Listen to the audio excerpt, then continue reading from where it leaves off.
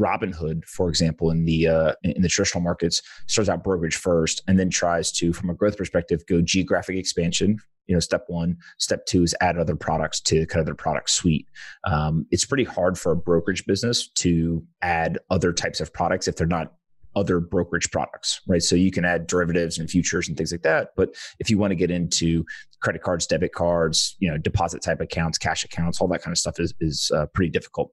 If you compare that to like a Square starts out with deposits and payments. They then end up adding crypto. They add cards. They add, P2P payment product. They've added fractional shares or kind of their own brokerage business. Like deposits and payments seem to be kind of a stronger place to start if your goal is to have a very robust product suite. Yep. And I think that in crypto, you guys have been kind of the leader or one of the companies that realized this early, and you start out with deposits, payments, and now have continued to add these services. Maybe talk a little bit about how you guys think about kind of the deposit being so important to the business model, and then how you think about adding, other products to the suite over time.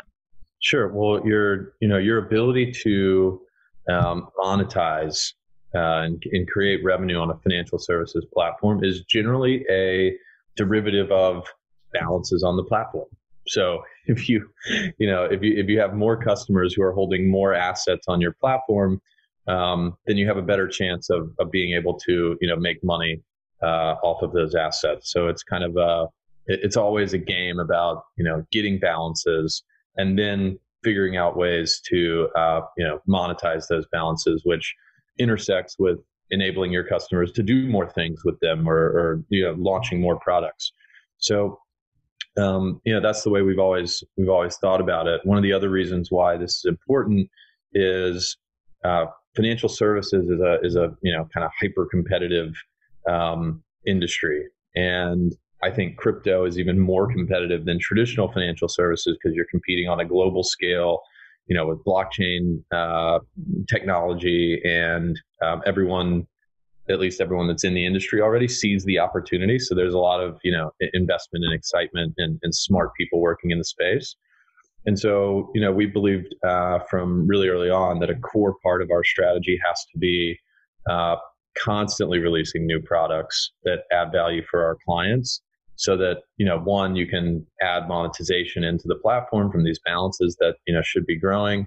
But two, you can create stickiness with folks. So we've kind of thought about the end goal for us in terms of the client relationship that we want to have as being the equivalent to, when someone gets a mailer, and this probably happens to you, I know it happens to me all the time, from a bank, and they're like, hey, we'll give you $200 to open up a new checking account, and you throw it away. Not because $200, wouldn't be nice to have, but because you do all your stuff with a certain bank, you kind of got your setup figured out in terms of, where your checking and savings account are, where your credit cards are, where your, mortgage is. And you don't want to go through the, work and pain in the butt of switching all that stuff just for $200. So that's the type of relationship we want to have with our clients. And the way you do that is create a compelling product suite so that someone can, not only earn interest on their Bitcoin, but they can also get a loan against their portfolio if they ever need to. They can buy and sell it if they ever need to. We're really excited about our first product that we're launching in the payment space, which is going to be a Bitcoin rewards credit card. So you can spend money every day on a credit card and earn Bitcoin as rewards for it. And that's just going to flow into your interest account immediately when you get the rewards. If someone engages with all those products and then they get a letter in the mail from another company saying, hey, we'll give you $100 worth of Bitcoin to come try and do some of those same things that you're doing with BlockFi over here, we want them to just throw it away. It's not worth it. I'm happy with BlockFi. They've given me, great client service. I trust the team and the product. I'm familiar with how it works. It's really easy to use. That's the end goal for us.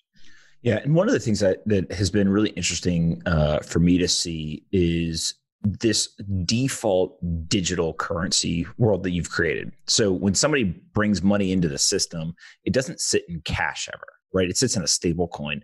And so kind of explain how that works and why that's important?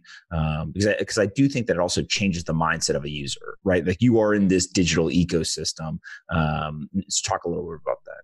Yeah. So, I mean, first off, just in case anybody doesn't understand a stable coin, imagine if, Gemini, Coinbase, a couple other folks have done this. Let's use Gemini for this example. Folks send them money, they hold it in a bank account, and they get that audited, and the cash just sits in a bank somewhere. But then they release one-to-one digital versions of those dollars in a bank account. For them, it's called GUSD, the Gemini dollar. And so when you fund a BlockFi account from your bank, which you can do via a wire transfer, it doesn't sit as dollars at BlockFi, it sits as GUSD. But that's basically interchangeable with dollars. You can, wire it back out to your bank account. But the reason we represent it that way is that it enables us to kind of do some of the things that we want to do without falling squarely into traditional types of regulatory boxes.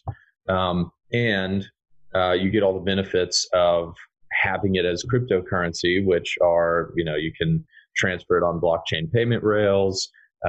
You're, taking part in this new ecosystem, and it is a little bit different than just holding a dollar in a bank account, but in ways that are largely positive.